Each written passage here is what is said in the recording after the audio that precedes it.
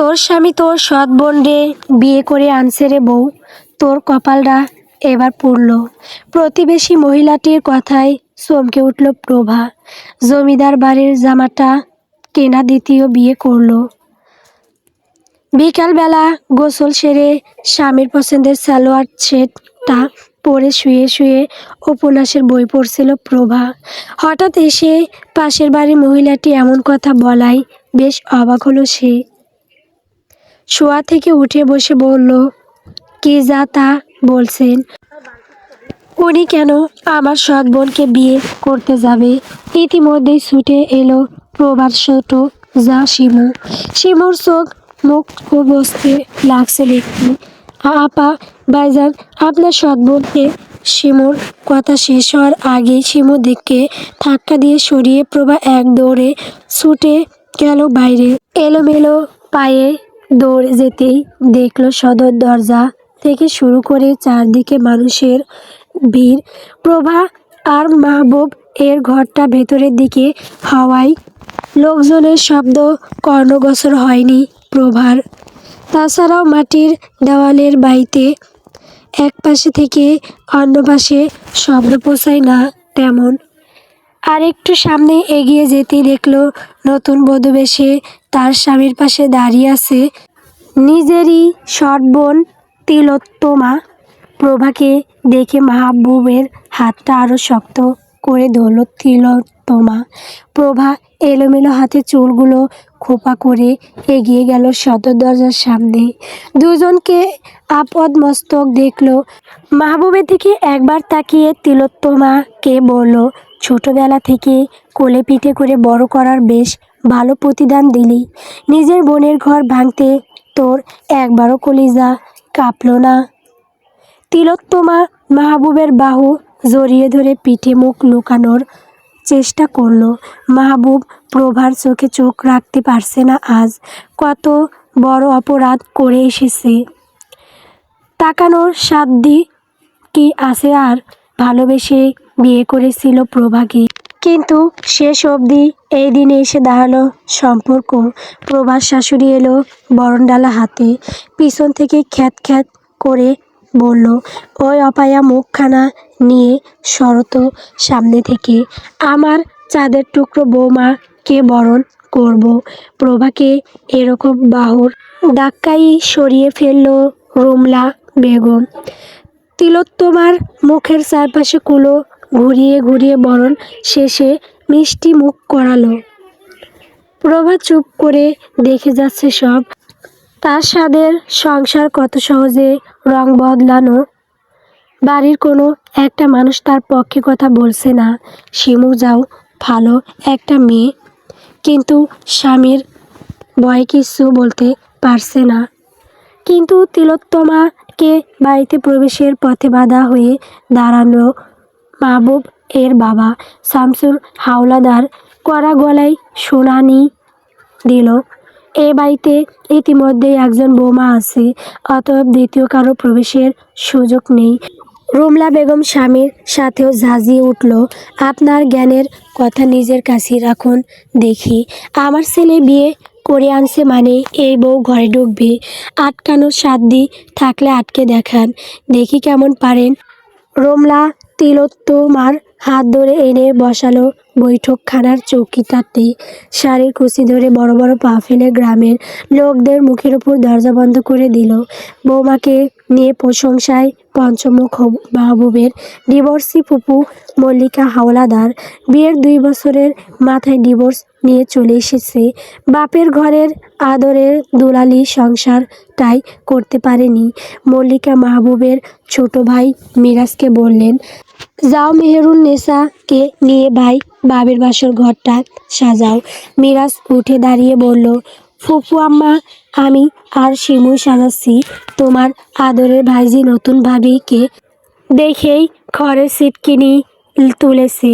শিমুর অনিচ্ছা সত্ত্বেও স্বামীর সাথে গেল মাহবুব আর তিলোত্তমার বাসর সাজাতে। প্রভা এখনো দেওয়াল হেলান দিয়ে এক দৃষ্টিতে তাকিয়ে আছে। চোখের কার্নিশ বেয়ে গড়িয়ে পড়ছে নোনা জল, কিন্তু মুখ একদম নিশ্চুপ। শিমু সামনে দিয়ে যাওয়ার সময় দুহাত জোর করে ক্ষমা চাইল প্রভার কাছে। বাড়ির সকলে মেতে আছে নতুন বউকে নিয়ে।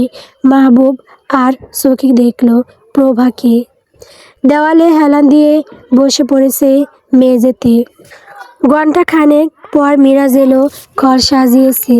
মাহবুব আর তিলোত্তমাকে ঘরে পাঠালেন রুমলা। হাত মুখ ধুয়ে এসে খেয়ে নিতে বলল। তিলোত্তমার হাত ধরে নিয়ে যাওয়ার সময় আবারও প্রভার দিকে তাকালো মাহবুব। এখনও সেভাবেই বসে আছে প্রভা। ঘরে গিয়ে তিলোত্তমাকে বসতে বলে হাত মুখ ধুতে গেল নয়ন। মেহেরুন্নেছা এখন বেরিয়েছে ঘরে থেকে। এতক্ষণ বাড়িতে লোকজনের সমাগম দেখে বের হয়নি। বাহিরের কোনো লোকের সামনে কখনো যায়নি সে। কালো সেলোয়ার কামিজ পরিহিত, বড় হাতা জামা, তার হাত সম্পূর্ণ ঢাকা, শুধু কবজিটুকু দৃশ্যমান। কালো ওড়নাটা মাথায় সুন্দর করে হিজাবের মতো করে পড়েছে, শুধু মুখটুকু দেখা যায়। কপাল, সোয়াল, গলা সবই ঢাকা। ওর পুরো নাম মেহেরুন্নেছা নূর। ওকে প্রথম দেখলে মনে হতো যেন সাদা ভোরের কুয়াশা ধীরে ধীরে মানুষের আকার নিয়েছে। তার গায়ের রং শুধু উজ্জ্বল ফর্সা নয়, বরং চাঁদের আলো মেশানো নরম স্নিগ্ধ আভা। চোখ দুটো বড়, টানা, গভীর, যেন অজস্র কথা জমা আছে ভেতরে, অথচ উচ্চারণের অনুমতি পায় না। তার ভ্রু দুটি আঁকা ধনুকের মতো, মাঝখানে লাজুক কপাল। কপালে কখনো টিপ পড়ে না। ওনার আড়ালেই তার সৌন্দর্য লুকিয়ে থাকে। ঠোঁট পাতলা নয়, আবার ভারীও নয়, গোলাপের পাপড়ির মতো নরম। কিন্তু সব সময় সংযত। অকারণে হাসতে শেখেনি সে। তার হাসি দেখা মানেই যেন বিরল কোনো ফুল ফোটা। চুল ঘন, কালো, কোমর সইছে, কিন্তু সেই চুলও খোলা দেখা যায় না কারোর সামনে। শক্ত করে বেঁধে তার উপর টেনে নেয় ওড়না, যেন নিজের সৌন্দর্য নিজেই পাহারা দেয়।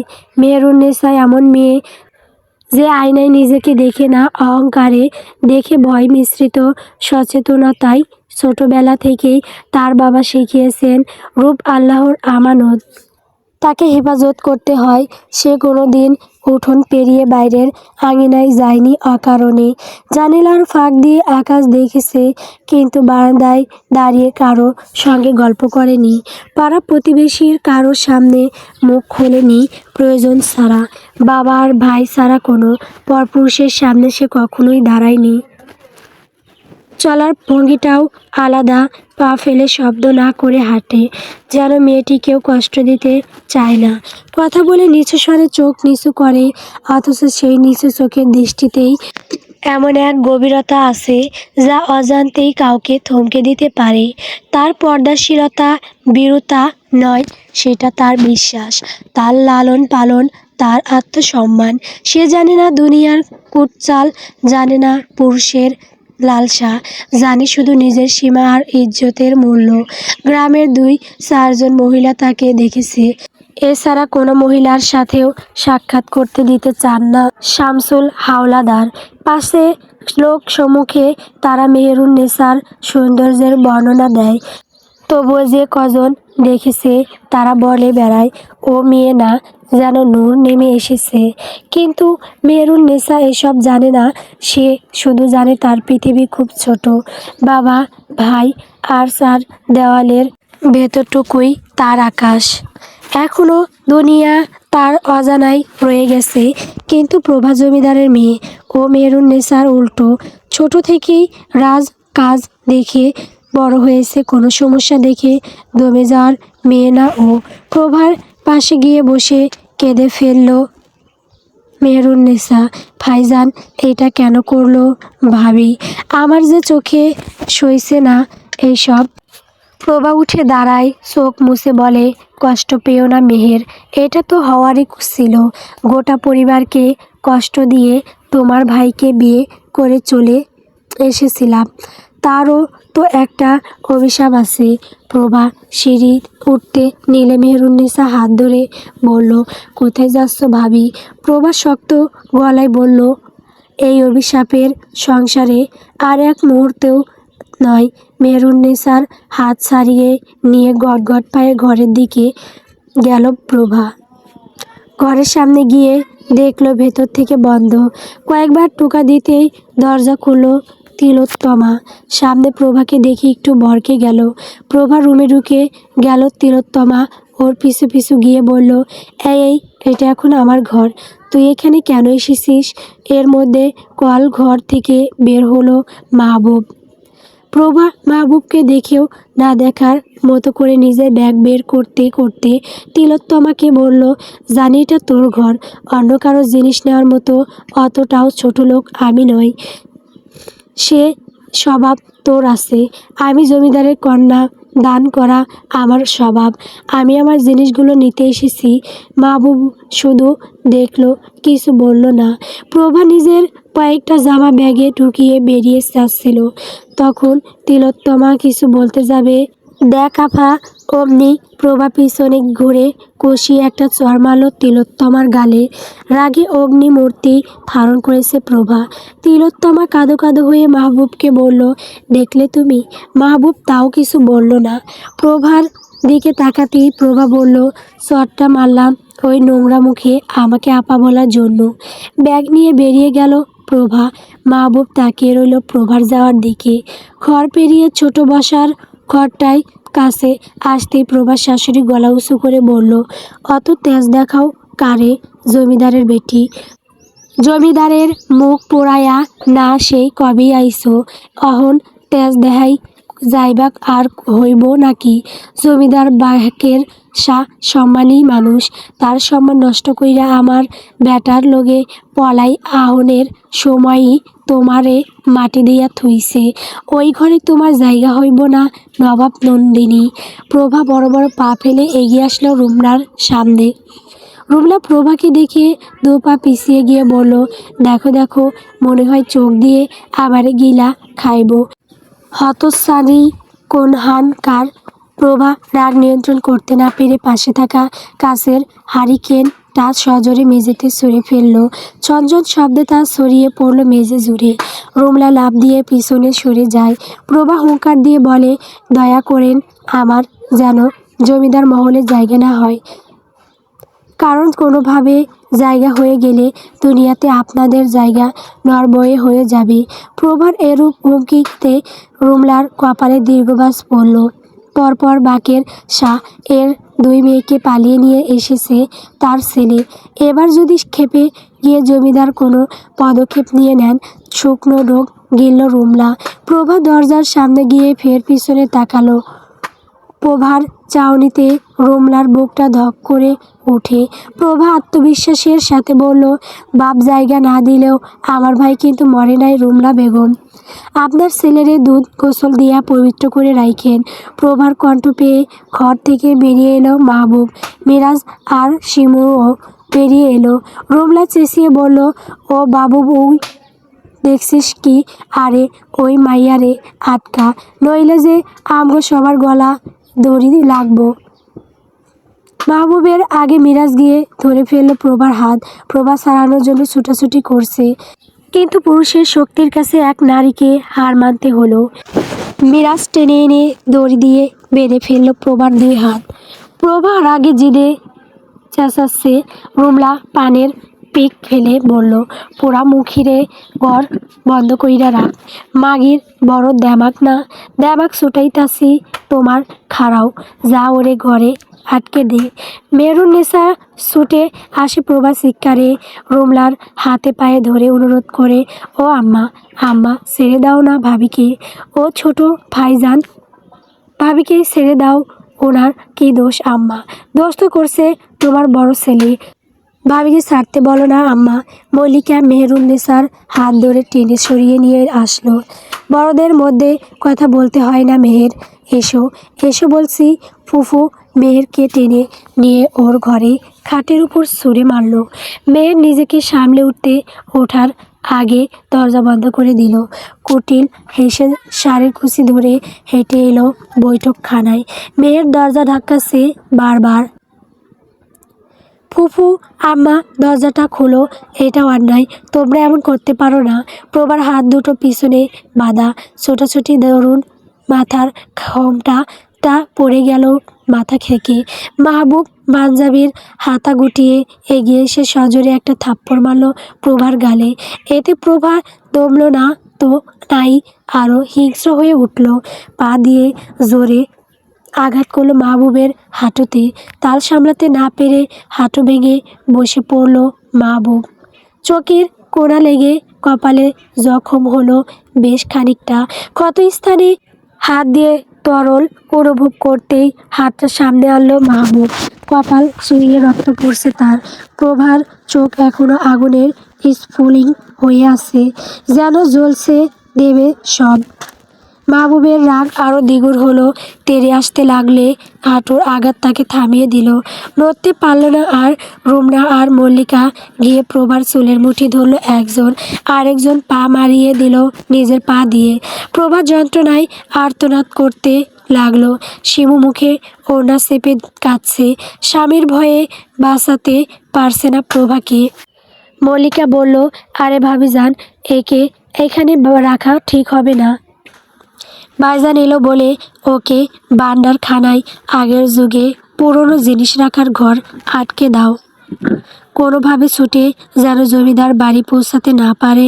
মল্লিকা, রুমলা আর মিরাজ টেনে হিঁচড়ে প্রভাকে নিয়ে গেল পুরনো বইপত্র আর পুরনো জিনিস রাখার ছোট্ট ঘরটায়। কাঠের চেয়ারে বসিয়ে বেঁধে রাখলো হাত পার সাথে মুখও। রুমলা ফের চুল টেনে ধরল প্রভার। নবাবজাদি এবার পৌঁছে মর এই ঘরে। মল্লিকা আর মিরাজকে বলল, মাহবুবের বাবা এলে বলবি এ মেয়ে বাড়ি ছেড়ে চলে গেছে। প্রতিবেশীদেরও একই কথা বলবি। তিলোত্তমা লাল রঙের কামিজ পরে মাথায় ঘোমটা টেনে বসার ঘরে চৌকি টানতে বসে আছে। রুমলা গিয়ে দাঁত কেলিয়ে হেসে তিলোত্তমার পাশে বসলো। তা বেগম, কি গহনা এনেছো বাড়ি থেকে? তিলোত্তমা মুচকি এসে বলল, গায়ে যা দেখেছেন তাই, এর চেয়ে বেশি আমার ছিল না গয়না। রুমলার মন ভরল না গয়না দেখে। জমিদারের কন্যা বলে কথা, যাই হোক দ্বিতীয় পক্ষ। প্রভা তো অনেক গহনা নিয়ে এসেছিল, গত 2 বছরে সব উড়িয়ে ফেলেছে তারা, কিন্তু তিলোত্তমা তেমন কোনো গয়না আনেনি। হাসার চেষ্টা করে বলল, তুমি তো জমিদার বাবুর দ্বিতীয় পক্ষের কন্যা, তাই না? তিলোত্তমার মুখটা কালো হয়ে গেল। দুদিকে মাথা নেড়ে না বোধক ইশারা করল। মাথা নিচু করে বলল, আমার বাবা ছিলেন একজন বণিক। বাবা মারা যাওয়ার পর জমিদার বাকের শাহ এর সাথে আমার আম্মার নিকাহ হয়। তখন আমার বয়স 7 বছর ছিল। রুমলার মুখ আরও কালো হয়ে এলো। গত 2 বছরে নিজের মেয়ের খোঁজই নেয়নি বাকের শাহ। আর এ তো পরের মেয়ে, সাথে তেমন সোনা মানিক্য ও তেমন আনেনি। তাহলে কি লাভ হলো একে বিয়ে করে? আরও বড় ঘরের কোনো বণিকের মেয়েকে ফাঁসালেও পারত তার ছেলে। মনের বিষ মনে চেপে রেখে তিলোত্তমাকে ঘরে যেতে বললেন। অনেকক্ষণ দরজা ধাক্কানোর পর দরজা হেলান দিয়ে মেঝেতে বসে পড়েছে মেহেরুন্নেছা। মায়াবী চোখ জোড়া দিয়ে গড়িয়ে পড়ছে পানি, গাল দুটো ভিজে উঠেছে। মনে মনে আব্বুকে খুব স্মরণ করছে। আব্বু উপস্থিত থাকলে হয়তো ভাবির সাথে এত বড় অন্যায় হতে দিত না। মাগরিবের আজান পড়ল মসজিদে। মেহেরুন্নেছা আবার দরজা ধাক্কায় বাইরে না গেলে ওযু করবে কি করে? আজানের ধ্বনি শুনে রুমলা নিজেই খুলে দিল মেহেরুন্নেছার দরজা। মেহেরুন্নেছা হন্তদন্ত হয়ে বের হতে গেলে রুমলা সজোরে চেপে ধরল মেয়ের বাহু। চুপচাপ ওযু করে চলে আসবি, এদিক ওদিক যদি খবরদারি করতে দেখে নিস তোর কি হাল করি। কিন্তু আম্মা ভাবি তো। মেহেরের কথা শেষ হওয়ার আগেই ঠাস করে একটা চড় মেরে দিল তার গালে। মেহের গালে হাত দিয়ে ছলছল চোখে তাকিয়ে রয়েছে মায়ের দিকে। ফর্সা গালটায় 5টা আঙুলের দাগ বসে গেছে। মেয়ের কথা না বাড়িয়ে ওযু করতে গেল। তবুও তার আনাড়ি চোখ চারিদিকে খুঁজছে প্রভাকে। কোথাও কোনো সারা শব্দ নেই। চিন্তিত হয়ে ওযু করল। ঘরে এসে নামাজ পড়ে নিল। প্রভার জন্য দোয়াও করল মোনাজাতে। নামাজ ভাঁজ করে আলনায় রেখে চৌকির কোণায় গিয়ে বসলো। চৌকির পাশের টেবিলটায় অল্প কিছু বই আব্বু যখন নগরে গেছিল তখন মেহেরের জন্য নিয়ে এসেছে। শামসুল হাওলাদার বাড়িতে নারী গৃহশিক্ষক এনে মেয়েকে পড়া শিখিয়েছেন। কোরআনের সাথে মেহের বাংলাও পড়তে পারে। গ্রামের অল্প সংখ্যক নারীরাই কেবল বাংলা পড়তে পারে, হাতে গোনা কয়েকজন, বাকিরা অশিক্ষিত। আর ইংরেজি কেবল জমিদার বাড়ির কয়েকজন পুরুষই জানে। এই হচ্ছে রাজ্যের শিক্ষা ব্যবস্থা। বাইরে অন্ধকার ঘুটঘুটে হয়ে আসছে। মেহেরকে খাবারটাও ঘরে দিয়ে গেল রুমলা। অজুর জন্য বালতিতে করে পানিও দিয়ে গেল, যাতে আর বের না হয় সে। দরজা বন্ধ করলো না, মেহের নিজেই ভেতর থেকে বন্ধ করে দিল। খাবার ঢেকে রেখে শুয়ে পড়ল মেহের। খাওয়ার ইচ্ছা নেই। পাশের ঘর থেকে ভেসে আসে মৃদু গঙ্গানির আওয়াজ আর আঘাতের শব্দ। মেহেরের টনক নড়ল। কাকে মারছে? ভাবিকে না তো। গলা শুকিয়ে আসে মেহেরের। হারিকেনটা হাতে নিয়ে নিঃশব্দে ঘরে খিল খুলল। নিজের ঘর পেরিয়ে বসার ঘর পার হতেই মাহবুবকে দেখল বান্দার ঘর থেকে বেরোতে। মেয়ের আড়ালে চলে গেল দ্রুত। মাহবুব খোঁড়াতে খোঁড়াতে ঘরে চলে গেল। তারপর মেহের গেল ওই ঘরের দরজার কাছে। জানালার ফাঁক দিয়ে হারিকেন দিয়ে দেখল প্রভা চেয়ারে বাঁধা অবস্থায় উল্টে পড়ে আছে। মেহেরের শির দ্বারা বেয়ে একটা শীতল স্রোত বয়ে গেল। মৃদু স্বরে ডাকলো, ভাবি, ভাবি। প্রভার চোখ জোড়া নেমে আসছে। মেহের কয়েকবার ডাকলেও কোনো সাড়া পেল না। বসার ঘরের ভেতর থেকে মল্লিকার গলা শোনা যায়। মেহের দ্রুত স্থান ত্যাগ করলো। মা বা ফুপু আম্মার হাতে পড়লে আর রক্ষে নেই। চুপি চুপি ঘরে ঢুকে ফের খিল তুলে দিল। কোনোভাবেই চোখের সামনে থেকে সরাতে পারছে না তিলোত্তমার রক্তাক্ত মুখখানা। মেয়েদের কি ভাগ্য! মেয়েদের সাথে এমন অত্যাচার আর কতকাল হবে? কয়দিন আগেও পাশের বাড়ি বউটা গলায় দড়ি দিল স্বামীর অত্যাচার সহ্য করতে না পেরে। আবার মাহবুবও এমন কাজ করছে। মাহবুবকে নিজের ভাই ভাবতেও ঘেন্নায় গা রিরি করছে মেহেরের। কিন্তু প্রভাকে কি করে সাহায্য করবে ভেবে পায় না। সকালে আমার ফুফু যখন তালিমে যাবে, তখন না হয় এক সুযোগে প্রভার কাছে যাওয়ার চেষ্টা করবে। সকালের সূর্য উদয়ের পরপরই বাড়ি থেকে বেরিয়ে যান শামসুল হাওলাদার আর মাহবুব। তাদের একখানা মুদি দোকান আছে, সেটার মোকামে যাবে নগরে। মিরাজ একটা আড়তে কাজ করে, সেও গেল আড়তে। বাড়ির রান্নাবান্না আর ঘরের কাজের পাট চুকিয়ে রুমলা ননদকে নিয়ে তলিয়ে গেল। সাথে নিল নতুন বউকেও। সবার সাথে পরিচয় করাতে হবে তো। বাড়িতে রইল শিমু আর মেহের। সদর দরজায় তালা লাগিয়ে দিয়ে গেল বাইরে থেকে। মেহেরও এর অপেক্ষাতেই ছিল। চারিপাশে চোখ বলিয়ে দেখে নিল শিমু। নিজের ঘরে বোধহয় দ্রুত রান্নাঘরে গিয়ে প্লেটে খাবার নিল। তারপর সেটা নিয়ে ভান্ডার ঘরে গেল মেহের। কিন্তু দরজায় তালা ঝোলানো। এবার খাবারটা দিবে কি করে? বেশ চিন্তায় পড়ে গেল। মেয়ের থালাটা দরজার সামনে রেখে জানালার ফাঁক দিয়ে উঁকি দিল। প্রভা আগের মতোই পড়ে আছে। মেয়ের সতর্কতার সহিত ডাক দিল, ভাবি, ও ভাবি, শুনছো? প্রভা অনেক ধস্তাধস্তি করে মুখের রুমালটা সরিয়েছে, কিন্তু কথা বলার শক্তি পাচ্ছে না যেন। মেয়ের বলল, তোমাকে খাবার দিই কিভাবে বলো তো ভাবি? প্রভা দুর্বল কণ্ঠে বলল, খাবার লাগবে না মেহের। দরজাটা খুলে দাও শুধু। মেহেরের টলমলে চোখ দুটোর পানি টপ টপ পড়ল মেঝেতে। ভাবি, দরজায় তালা লাগানো, আর সদর দরজাতেও। প্রভা যেন শেষ আশার আলোটুকু হারালো। হঠাৎ তার মাথায় আসলো অন্য বুদ্ধি। মেহের আসো? হ্যাঁ ভাবি আছি, শুনছি বলো। একটা চিঠি লিখতে পারবে বোন? আমার ভাইজানের কাছে। চিঠি পেলেই ভাইজান আমায় নিতে আসবে। মেয়ের দ্রুত চোখের পানি মুছে নিল। সে সব করতে প্রস্তুত, তবুও এই নির্দোষটার যেন মুক্তি হয়। পারবো, কিন্তু পাঠাবো কি করে? আমি তো জমিদার ভাই চিনি না। পাশের বাড়ির যে শাহানা ভাবি আসে মাঝে মধ্যে, ওর স্বামী রাজ বাড়ির সৈনিক। ওর কাছে দিলেই ও পৌঁছে দেবে বোন। আমি তোমার কাছে আজীবন কৃতজ্ঞ থাকবো। বাঁচাও আমায়। মেহের যদিও কখনো এ বাড়ির বাইরে যায়নি, বড় হয়েছে পর থেকে, তবু প্রবার জীবনের কথা চিন্তা করে হলেও যেতে হবে। আমি এখনই দোয়াতে কলম আর কাগজ নিয়ে আসছি। মেহের দৌড়ে গিয়ে হলদে একখানা কাগজ নিয়ে আসলো। কালি আর দোয়াত নিয়ে বসলো ঘরের সামনে। প্রভা বলে দিবে কি কি লিখতে হবে। প্রভা বলতে শুধু করলো,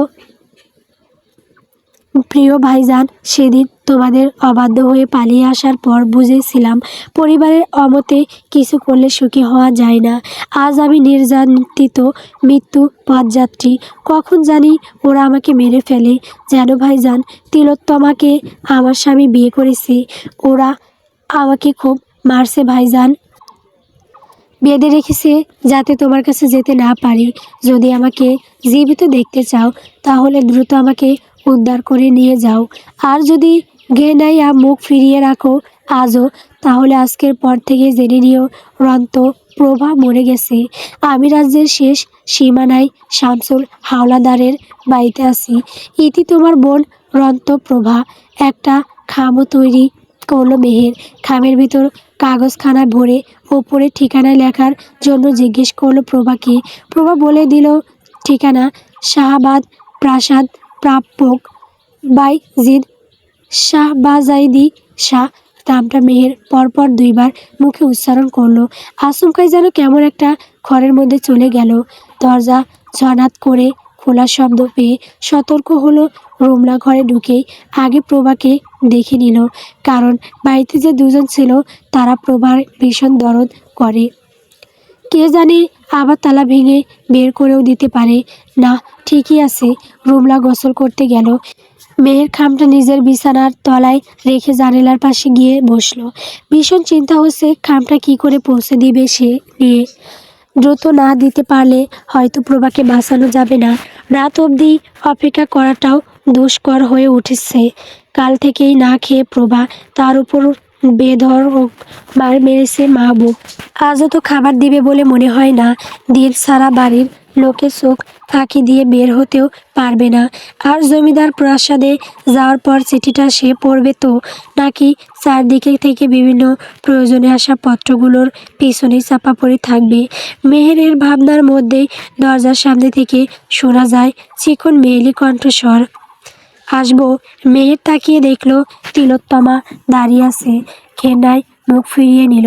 কতটা জঘন্য হলে মানুষ বোন বেঁচে থাকতে বোনের স্বামীকে বিয়ে করে ঘর ভাঙতে আসে। মেহের এর মনে হয় প্রভার এই অবস্থার জন্য তিলোত্তমাই বেশি দায়ী। তিলোত্তমা মেহেরের কাছ থেকে কোনোরূপ সাড়া না পেয়ে নিজে ঢুকলো ঘরে। চারদিকে চোখ বুলিয়ে দেখে মেহেরের পাশে বসে বলল, তুমি বেশ গোছগাছ করে রাখো ঘরদর, তবে তোমার ঘরটা একটু বেশি ছোট। নাক ছিটকালো তিলোত্তমা। মেহেরুন্নেছা তাচ্ছিল্যের হাসি দিয়ে বলল, তাও অত বড় রাজপ্রাসাদ ছেড়ে এই ছোট্ট মাটির ঘরে এলে কেন? তিলোত্তমা তীক্ষ্ণ চোখে পরখ করলো মেহেরকে। ভালোই কথা জানে মেয়েটা, তবে দেখে বোঝা যায় না। পাল্টা উত্তর দিতে বলল, পাঁচতলায় সুখ হয় না, সুখ হলে গাছতলাতেও হয়, কিন্তু যখন অন্যের ঘর ভেঙে হয় তখন তখন কি হয়? তিলোত্তমার এবার বেশ রাগ হলো। খুব সুন্দরী আর মিষ্টি দেখে আগ বাড়িয়ে কথা বলতে এসেছিল মেহেরের সাথে, কিন্তু এখন বুঝতে পারছে মেহের তাকে দু চোখের বিষ মনে করে। আসলে সে প্রভার শুভাকাঙ্ক্ষী।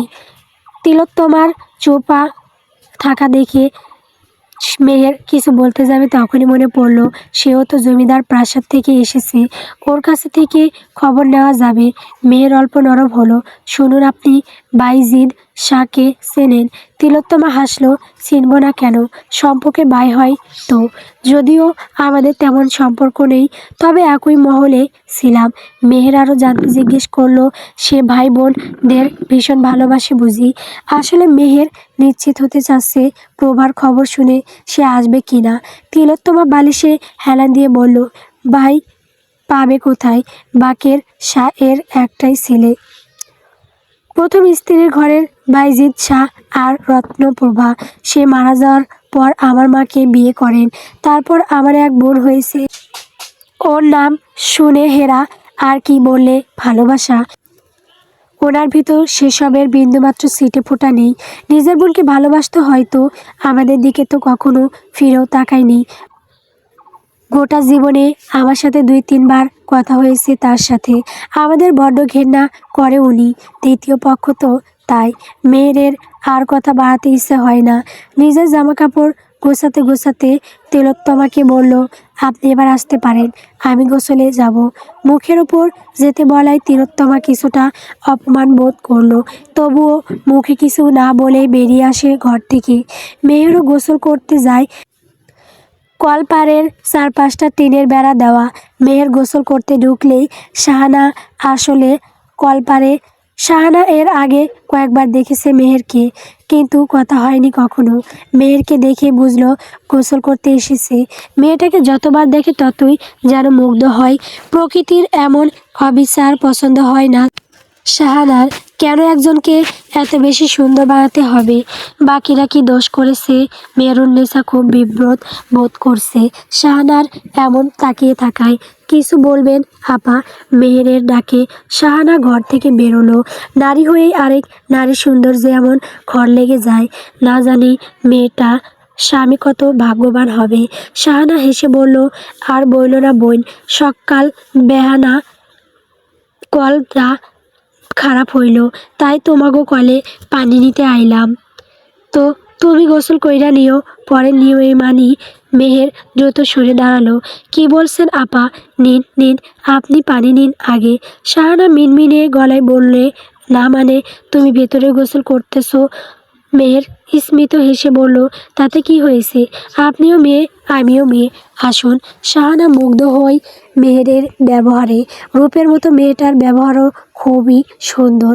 কল চাপতে চাপতে শাহানা বলল, আসলে আমার একটু তাড়া আছে তো, তাই আর কি তোমাগো কলে আইলাম। তোমার ভাইয়ের তো ছুটি শেষ, আজই যাইব আবার জমিদার প্রাসাদে। মেহেরের হুট করে মনে পড়ল শাহানার স্বামীর কথা। সেও তো তার কাছে যেতে চেয়েছিল প্রভার চিঠি নিয়ে, কিন্তু সৃষ্টিকর্তা কি মহিমা, শাহানা নিজে এসেছে আজ ওদের বাড়ি। মেয়ের খপ করে শাহানার হাতটা দু হাতে জড়ো করে ধরে বলল, ও আপা, আপনাকে একটা অনুরোধ করব, দয়া করে ফিরিয়ে দেবেন না। মেহের এভাবে ধরায় আরও অবাক হলো শাহানা। মেয়েটার গায়ের বরণ দেখে মাঝে মধ্যে ইচ্ছে হতো মেয়েটাকে একটু ছুঁয়ে দেখি আদৌ মানুষ নাকি মোমের পুতুল। ডাগর ডাগর দু চোখ ভর্তি অনুরোধ স্পষ্ট। শাহানা আশ্বস্ত করে বলল, বলো বোন, কি হয়েছে? আপনার স্বামী তো জমিদার প্রাসাদে কাজ করে, আমি একটা চিঠি পাঠাতে চাই, উনি কি একটু পৌঁছে দিতে পারবেন?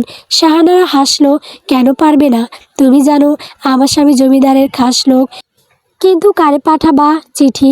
মেয়ের শুকনো ঢোক গিলে বলল, আগে কথা দিন এই বিষয়ে আপনি কাউকে বলবেন না, এমনকি আমার পরিবারে কেউ না। এমন মিষ্টি মেয়ের কথা কখনো ফেলা যায় নাকি? শাহানা সম্মতি হয়ে বলল, তুমি নিশ্চিন্তে বলো বোন, আমি কাউকে বলবো না।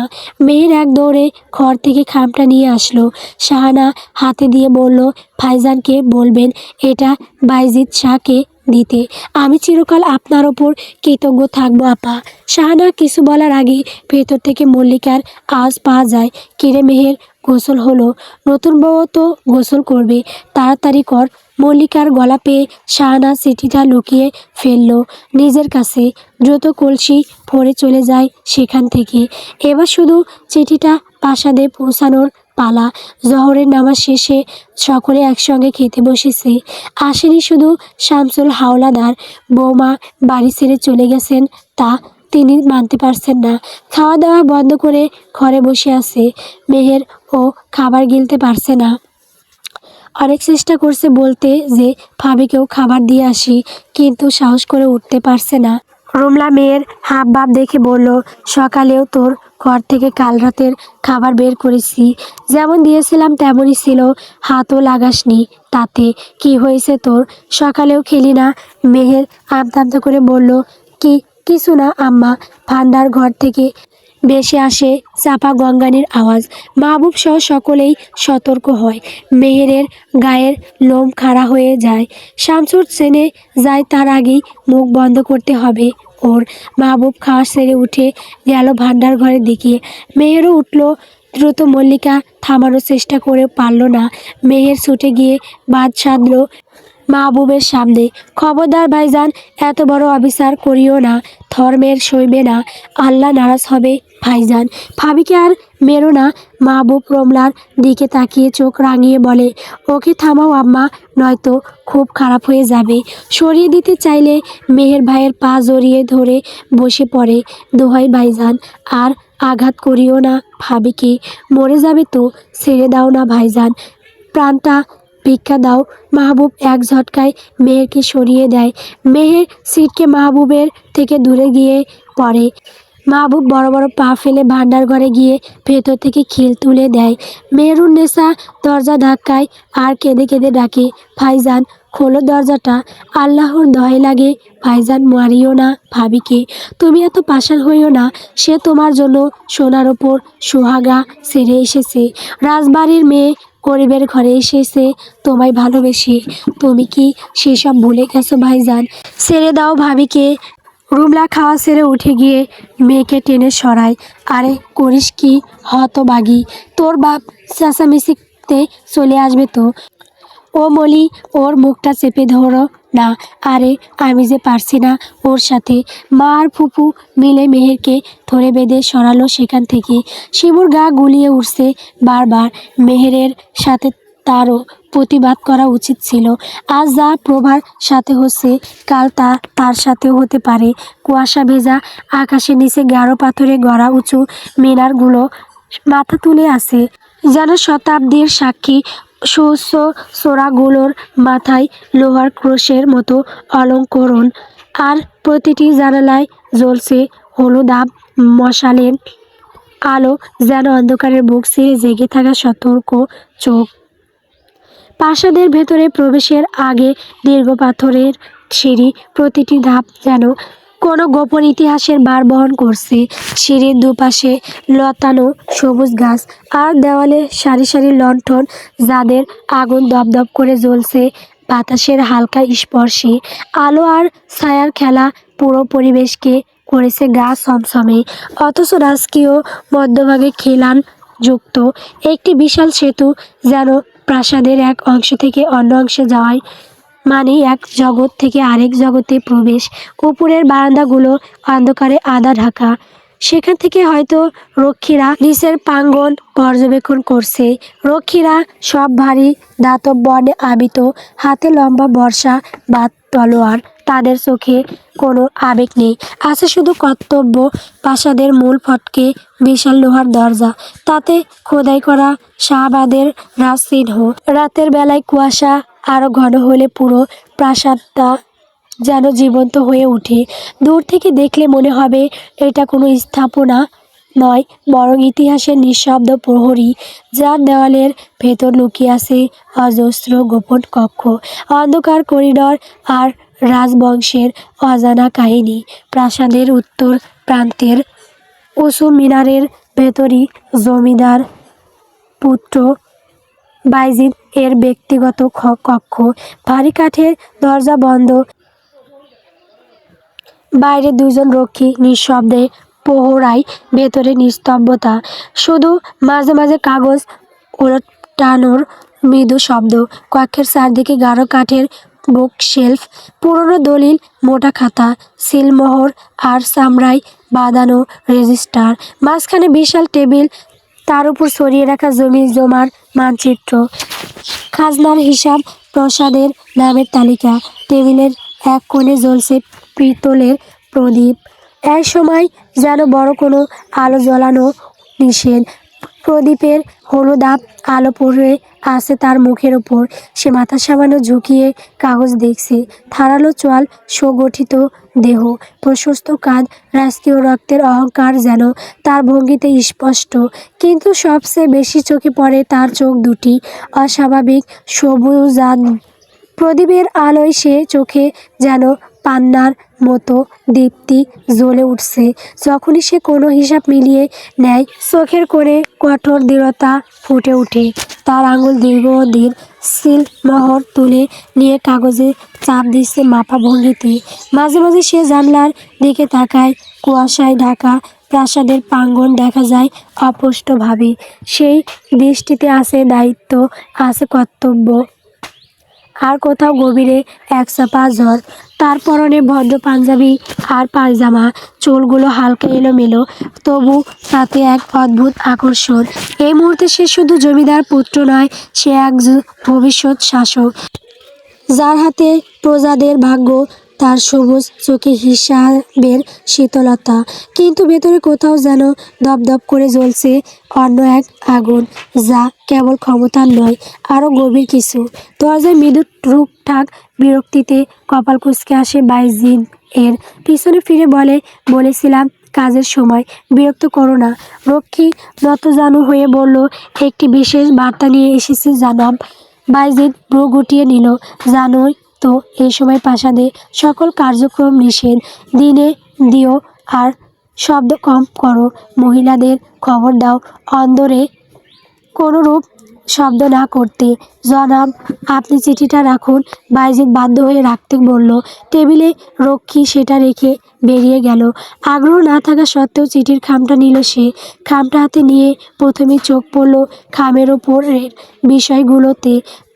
প্রদীপের আলোয় হলদে কাগজখানায় কালো কালি দিয়ে লেখাটা জ্বলজ্বল করছে, প্রেরক মেহেরুন্নেছা নূর। বাইজিদ লেখাটার উপর বৃদ্ধাঙ্গুল ছোঁয়ালো। নামটায় কেমন অদ্ভুত একটা টান, একটা আকর্ষণ আছে। জিভ দিয়ে শুকনো অদর ভিজিয়ে উচ্চারণ করলো, মেহেরুন্নেছা। গল্প নূর এ শাহবাদ। গল্পটি কেমন হয়েছে কমেন্ট করে বলবেন। পরবর্তী পর্ব পাওয়ার জন্য সবাই আমার চ্যানেলটিকে সাবস্ক্রাইব করবেন। সাবস্ক্রাইব করলে গল্প দেওয়া হবে, তাছাড়া দেওয়া হবে না।